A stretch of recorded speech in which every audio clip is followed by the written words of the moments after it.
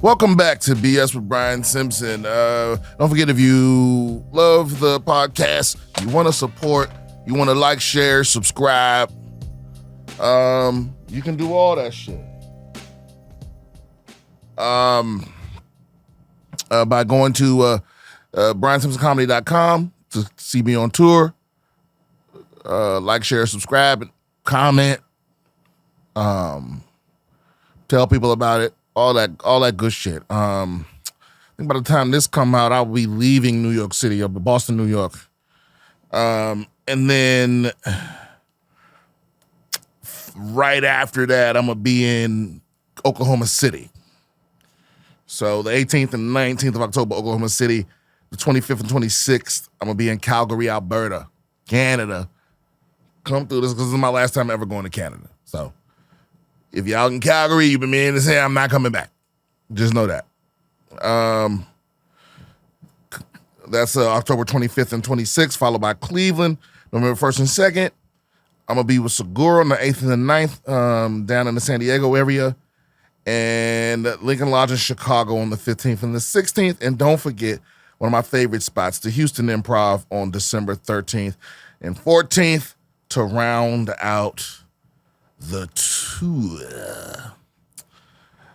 All right, let's get right into it with the emails because we have plenty, and I don't know if I missed somebody. It says, hey, Brian, I'm 50 years old and have been playing Fortnite for a year and a half. I always struggled at build fights and capped out at diamond in ranks. With 2 weeks on the Cyborg, I hit elite. The improvement is dramatic. I'm not crazy with it yet, but it feels possible now. If lifting your finger from WSD to hit another key is a problem, this is the problem that AZERON solves. I used to play a lot of MMOs, and it would work great there too. Some of the pros use a joystick for movement along with the keyboard. It's not the Cyborg, but it's the same idea, and you can comment on Fortnite in general. Did you ever try it, and what do you think of the game? Now, I know that sounded like to people that aren't gamers, but basically he's talking about this. AZERON Cyborg, as opposed to using a keyboard and a mouse, he's saying this is better. I still haven't tried it because I'm waiting for. I have a bunch of keyboards coming. I have a couple of split ones, a couple of ergo ones, some one-handed ones, and I want to try them all. But this thing, it's very interesting. I mean, each finger is like 5 or 6 buttons, and you have to completely retrain yourself how to play. Yeah, I'm interested in giving it a try. No, I can't speak on Fortnite. I really snubbed Fortnite because there was a little gem of a game called Paragon that the same studio was working on forever. It was beautiful. It was awesome. It introduced me to that whole genre of the name escapes me right now. But you know, like the League of Legends type of shit. I forget what the fucking genre is. But it had their own little take on it. But it was ruined by a lot of things. One, it was the nerds coming from other games of the type, trying to tell people how it's supposed to be, even though that genre was completely made up. There's no rules. But they wanted it to stay complex because it's how they understood things. And the casuals like myself that were being introduced to this game, they were like, oh, this is fun. They decided to suck the fun out of the game by, and it was that back and forth between the people that wanted to have fun and the people that wanted to be exacting. I mean, it's kind of what's happening with Warhammer or any game that has an IP or any game that has any kind of pre-established rules. People have a fucking weird thing about it. And then they also started to do what a lot of those other similar games started doing, Helldivers, etc., where once you start hearing the developers talk about how they intended, they're going to start ruining the game. Because they forget that the point of the game is to have fun. And some of them get you in a game and they act like they got you trapped and now you need to fulfill their vision.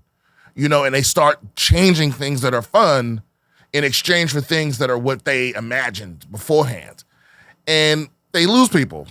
That's what happened to Helldivers. And now, Helldivers is, it's making somewhat of a recovery, but it's not going to get everybody. Like, I haven't turned it on at all. It's not even on my computer anymore. you know. But I'm hearing, I got friends that's playing it that went back and played it because they said it's fun now. And what do you think they did to make it fun? They undid all the bullshit they did before. All the things, because don't get me wrong, like I said, the fan base is whiny, blah, blah, blah, blah, blah, they cried, blah, blah, blah, and a lot of times they're wrong. But if people are telling you they're having fun doing something, you know, it doesn't take a genius to realize, like, that's not the thing you fuck with. Another thing they'll do, another sign that the game will fail you is when they start, instead of fixing things that are wrong, they start giving you stuff that nobody was asking for. You know what I mean? Where you're like, hey, can you fix, because they're doing this with Warhammer. Hey, can you fix the disconnection issues? It's been over a month now. Hey, guys, here's a new skin. What? Here's a map. We didn't ask for that. We want to stop randomly disconnecting. Okay. Here, you know, here's a new helmet. I mean, some people do want those things. You know, or they'll give you, Diablo 4 did this famously. And it's so weird how they don't learn. They'll literally lose like 90% of their fan base and won't get it until it's too late. Now, the Space Marine is not in that category. They're doing fine. But they starting to kind of do shit like that, where it's like, oh, this whole time, you know, because there hasn't really, yesterday was like the first update, and, you know, and they fixed all these things except the thing everybody wants them to fix. You know, it's like, because again, guys, remember, randomly disconnecting from the game is not fun. It's anti-fun. So it doesn't matter what other cool shit you put in the game if I'm on a 40-minute mission that doesn't count all of a sudden. That sucks the fucking life out of you. And there's only so many times you can put up with that shit before you uninstall that motherfucker. I mean, that's how I am. Where it's like, hey man, you have to fix the fundamental shit about the game. You can't just keep adding stuff to distract me. It's like, just fix the shit, actually fix the problem. All that extra shit is fine, but like, you know, they just now getting around to it. And it hasn't happened in a while, but I mean, probably like 10 or 11 times. You know, I'm in the middle of some shit with my friends. We're having a great time. We get all the way to the end of the mission. It's been 40 minutes, 30 minutes, and it just frees up and disconnect. You know? And it's mind-blowing. And they do this weird stuff when they do server maintenance. Most games give you a warning of like, hey, server maintenance is gonna be at this time. Or you log into the game and they go, server maintenance is in this amount of time, so just so you know, if you have no time. Instead, this game will just disconnect everyone. Out of the blue, randomly, just disconnect you. So no matter what you were doing, how far you were, that don't count. And it's like, you gotta cut that shit out. Because nobody's invincible. Space Marine's a great game. It's not perfect, and it's not awesome enough to get away with. Anyway, I'm going around the barn to open the door. My point is, the main reason I stopped playing Paragon was because Fortnite had already come out. You know, and this is after maybe, I think, 2 years of like alpha and beta testing Paragon and giving them, you know, a couple grand in microtransactions. And this is when I was really poor. Like and the only reason I realized that I gave them so much money is because they ended up refunding a lot of people. So Fortnite was already out for a little while, and then a game called Battleground. Is that what it was called? Something Battlegrounds. It was the first of that genre to kind of get popular. A battle royale, you know, and they decided to do a battle royale mode in Fortnite, and it just blew the fuck up. And it made them so much money, they was like, oh, well, fuck this game. So their crown jewel was fucking, they literally just was like, we're not making this game anymore. You know, after like this community had been together for years, testing and paying, only to be like, the game ain't never coming out. And we'll refund, you know, a lot of your microtransactions. But it was this convoluted process. A lot of people ended up not getting their money back. I got my motherfucking money back. And then I had given them like $2,200 or something over 2.5 years. And then they decided to also, as like a, love letter to the community, release all the assets. I don't know if they were free or whatever. So a bunch of people started remaking the game. It's taken years.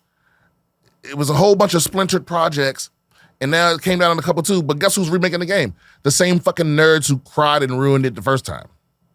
So now it's like, it's not the same. You don't play it the same. It's confusing to me again. And maybe that's just my little iteration of trying it, but it wasn't as fun. I feel lost. It feels like more work than fun. And I'm not into it. So they got their little community of nerds. And being a nerd is not a bad thing. I'm just not a nerd about that. I'm a nerd about a bunch of shit. So anyway, yeah. So I had a grudge against Fortnite because I loved Paragon. And so I kind of held a grudge and I never really gave it a try, nor will I. It doesn't look fun to me. It looks stressful. I'm not really a fan of Battle Royale games. You know, I know Apex Legends is the shit. You know, it looks great, but I'm not into it. All right. What's good, bro? I just finished a banger episode 119, and you brought up a topic that I have been talking about a lot lately. Big business has taken art and done more than just watered it down. Music business side, movies have been taking a disgusting hit, and now gaming companies are wasting money for flop after flop, where games like Black Myth Wukong are killing it. Not only for taking risks, but for a breath of fresh air, these folks rehire the same old heads to make the same movies and play the same roles, while other times they just hire whoever to reach a quota. What's said for the risk takers and people who love their craft that overlooked by big business and their brown nosers? How do we get people to take the risks to make good projects? What is needed to wake up these hungry execs to risking it for the biscuit? What happened to making something good to make something good? Sorry for going all Alex Jones talking about Disney is buying everything, and if you don't join the... Okay, yeah, listen, there was never a such time. That's a myth. There was never a time when people just made things to make things. I mean, poor people do, because you don't have a choice. But, you know, people with millions of dollars don't typically risk those millions of dollars for any reason. They want a sure bet. And every now and then you'll get some generous billionaire with some art house project or something like that. And even then they raise money. Think about this. Everyone running for president right now is a millionaire. And they still raising money. I think Trump is a billionaire. He's not using his money. He's still asking for donations. You know what I mean? They're not gonna risk their own money on something that's 50-50. You know, it's always worked like that. There's never been like, oh, Hollywood's never been this, you know, this haven of liberal rich people just making art. It's never been that. From its inception, it was not that. You know, maybe the first thing, because I believe someone moved out there to make a movie because there were so many different sceneries. There was like orange groves and desert and mountain. Like they were near a bunch of different things. And they didn't expect that movie to be a hit. But the movie industry already existed before that. You had to make your money back. You know, it costs money. That's all it is.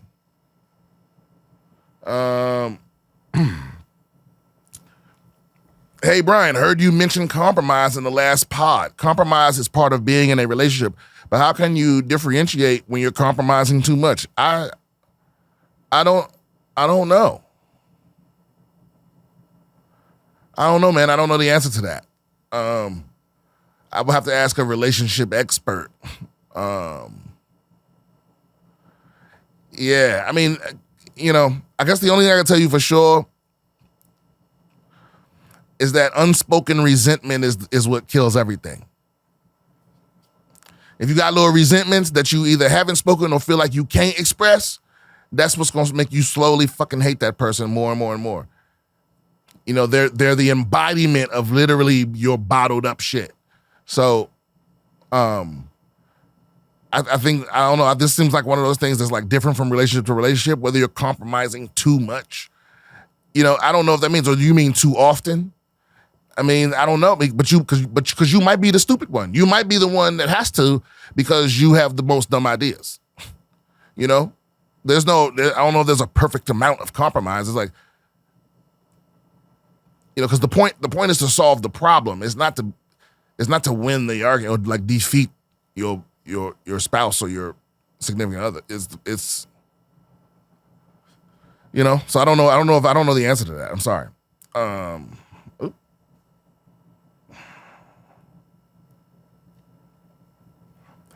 Hey, Brian, love the show. I'm currently in college, about a year and a half away from graduating with a finance degree. I chose finance mainly because my parents said it was a smart choice, but now that graduation is approaching, I'm starting to realize it might not be what I want, and I don't want to get stuck at a job I hate.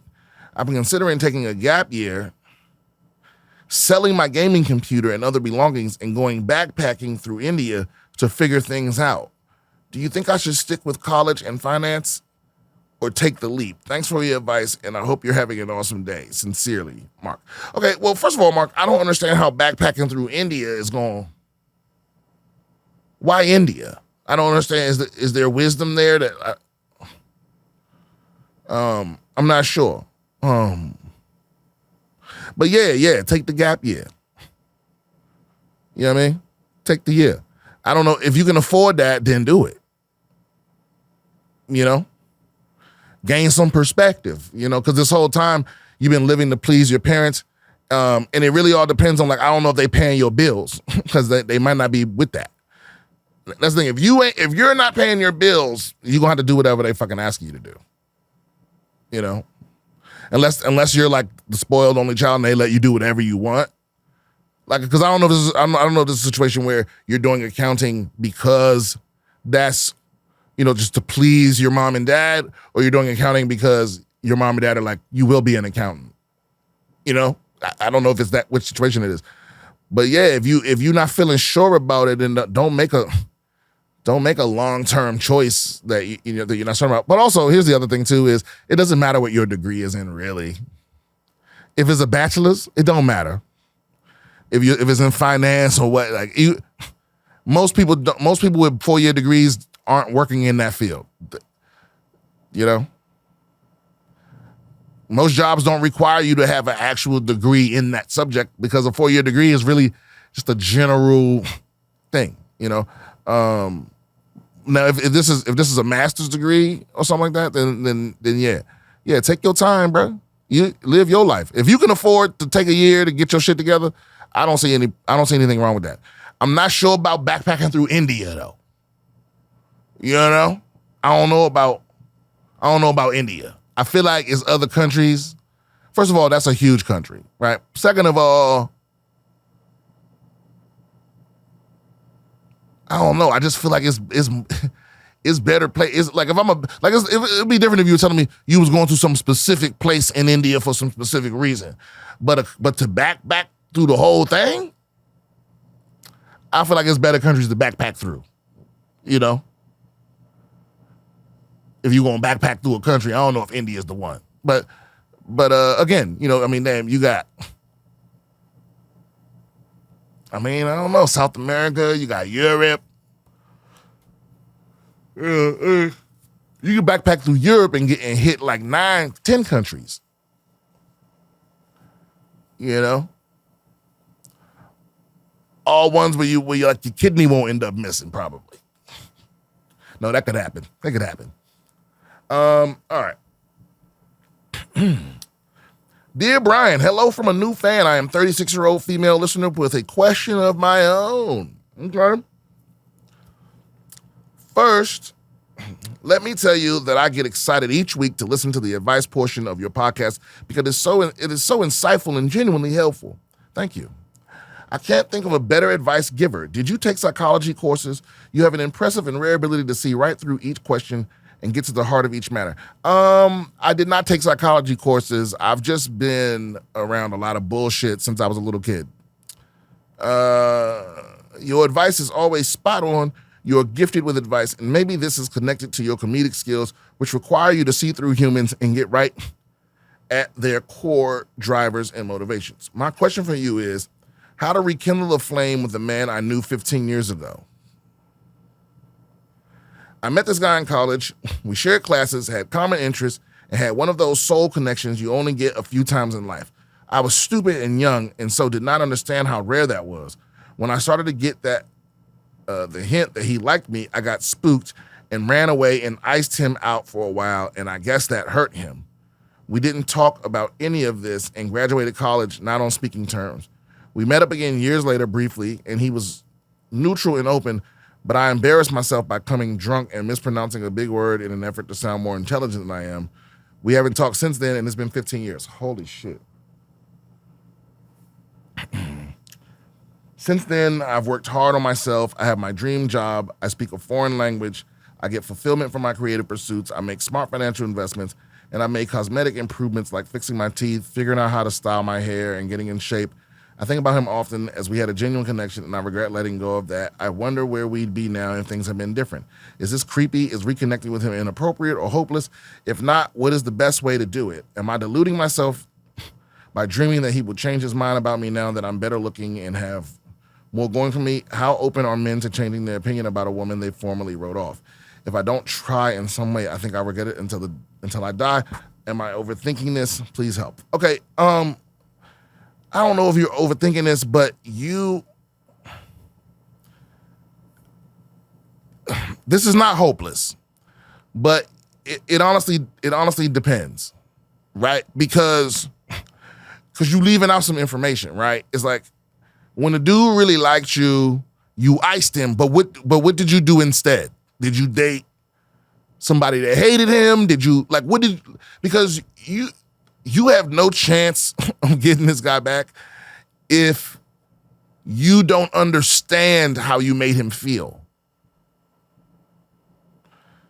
You know? Because I'm pretty sure you showing up at the second meeting had nothing to do with you being drunk. It's the fact that, like, you have to, I think women have a hard time with apologizing, with thorough apologies, right? You have to express that you understand how bad you hurt him. You know what I mean? Like, you got to really think about the whole situation from his perspective. That's your only shot, and it's probably still no shot. I don't think this is creepy. I mean, it can get creepy, but you know, until, like, don't be popping up at his job and where he lives and shit like that. But if you can get a hold of him through some legitimate means and just be honest, like, the thing is, I feel like it feels like you want to get that magic back without being vulnerable. You know what I mean? But you have to really put your neck out. You can't just be around him and go, look at my new titties and my teeth, and, you know, I'm sorry about back then, and things are just gonna be magical. That's not how it works. You hurt that man. That's, at least I'm assuming that, because he stopped speaking to you till y'all graduated. Y'all were soul mates, or you're a soul person, you said, that rare thing you encounter a few times in life, and then you broke him. And that's why he can't, you know, it's like you hurt him real bad. And I don't know how, I'm gonna guess from his perspective, you did it so effortlessly. You know? And then the next time he saw you, you ain't even bring it up. You know? You showed up drunk because you was nervous. Again, you thinking about yourself. You're gonna have to be the vulnerable person here if you really want to make it. You're gonna have to have an honest conversation, and you're gonna have to have that conversation with the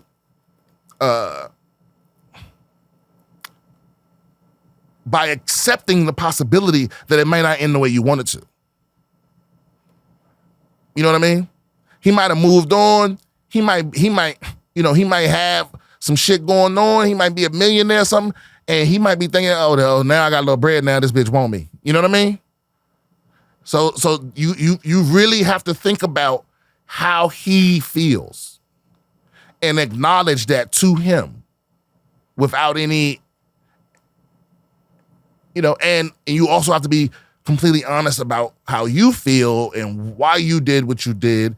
And I mean, you say it's because you was really nervous, but is that really why? Or was it some hotter, cooler dude that you thought would make you look cooler? Or was it some other reason that you're not acknowledging? You understand what I'm saying? Because if you get to have this conversation and you lie or miss the point, then it's a wrap. That's what I'm trying to tell you. You have to ask yourself the real hard questions and give yourself the real honest answers. And then you have to look at everything from his perspective and then be ready to have that conversation. And yeah, good luck with that though. Also, don't pop up. Just like I said, you have to be vulnerable from this point forward. Just send him a message, however you can get a hold of him, Facebook, text, whatever. Go, hey, listen, it's been a long time and I have a lot of things to get off my chest and that we could just meet up and talk. I would appreciate it. Whatever, something like that. I think I owe you a lot of explanations and apologies, and if you want them, I'm here to give them. Anything like that. But you got to be vulnerable. That's the thing. You cannot approach a situation like you the prize. You got to approach a situation like he the prize, because you've scarred him by treating him like he didn't mean shit to you when he thought y'all was special. So you don't get to just show up like, oh, I'm a bad bitch, pay attention to me. That's not gonna work. At least it wouldn't work on me. I can't speak for him. I don't know him like that. So anyway, good luck with that. Let me know how it turns out.